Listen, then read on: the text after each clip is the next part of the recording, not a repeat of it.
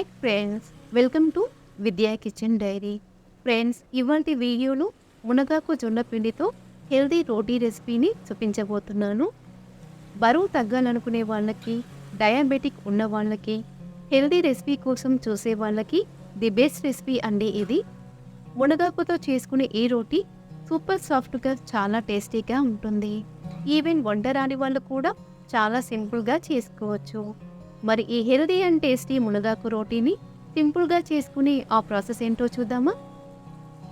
ఈ రెసిపీ కోసం ముందుగా బౌల్లోకి 1 కప్పు జొన్న పిండిని తీసుకోవాలి.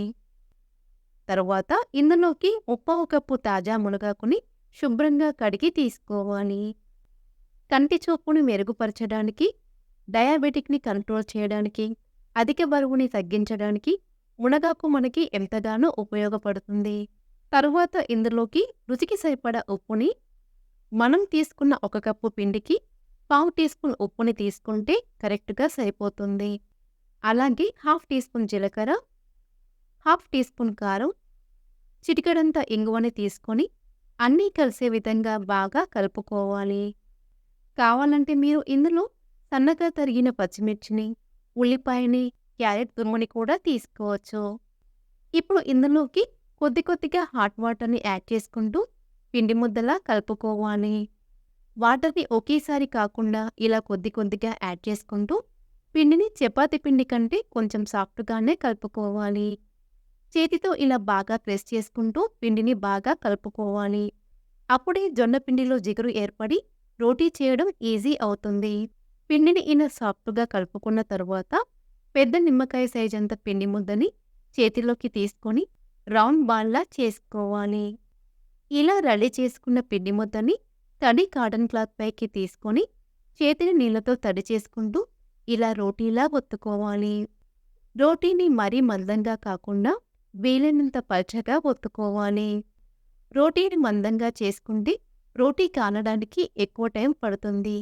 పిండి చేతికి అంటుకున్నట్టుగా అనిపిస్తే చేతిని నీళ్ళతో తడి చేసుకుంటూ రోటీని ఒత్తుకోవాలి. రోటీని ఇలా వీలైనంత పల్చగా ఒత్తుకోవాలి. ఇలా రెడీ చేసుకున్న రోటీని వేడి పెనంపై వేసి మీడియం ఫ్లేమ్లో కాల్చుకోవాలి. రోటీ పైనుండి ఇలా కాటన్ క్లాత్తో కానీ లేదా చేతితో కానీ నీళ్ళతో తడి చేసుకోవాలి. ఇలా నీళ్ళతో తడి చేసుకోవడం వలన రోటీ పైన పగులు రాకుండా ఉంటాయి. రోటీ పైన తడి పూర్తిగా ఆరిపోయిన తరువాత రోటీని మరొక వైపుకి టర్న్ చేసుకోవాలి. రోటీని ఇలా లైట్గా కాల్చుకున్న తరువాత పైనుండి కొద్దిగా ఆయిల్ని అప్లై చేసుకోవాలి.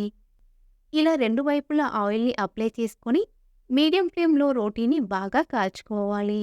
రోటీని ఇలా 2 వైపులా బాగా కాల్చుకున్న తరువాత ప్లేట్లోకి తీసుకోవాలి.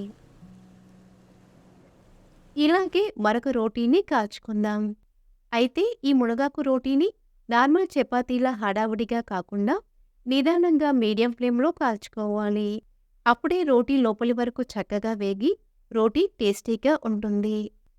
ఇలాగే అన్ని రోటీలని కాల్చుకుని ప్లేట్లోకి తీసుకుంటే హెల్దీ అండ్ టేస్టీ మునగాకు జొన్న పిండి రోటీ రెడీ.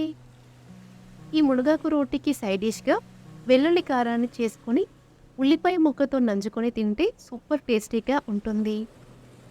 బరువు తగ్గాలనుకునే వాళ్ళు, డయాబెటిక్ ఉన్నవాళ్ళు ఈ మునగాకు రోటీని బ్రేక్ఫాస్ట్గానే కాదు, లంచ్గా, డిన్నర్గా అయినా తీసుకోవచ్చు. సో ఫ్రెండ్స్, ఈ రెసిపీ మీకు నచ్చితే లైక్ చేయండి, మీ ఫ్రెండ్స్కి షేర్ చేయండి. మరిన్ని రెసిపీస్ కోసం మా ఛానల్ని సబ్స్క్రైబ్ చేసుకోండి.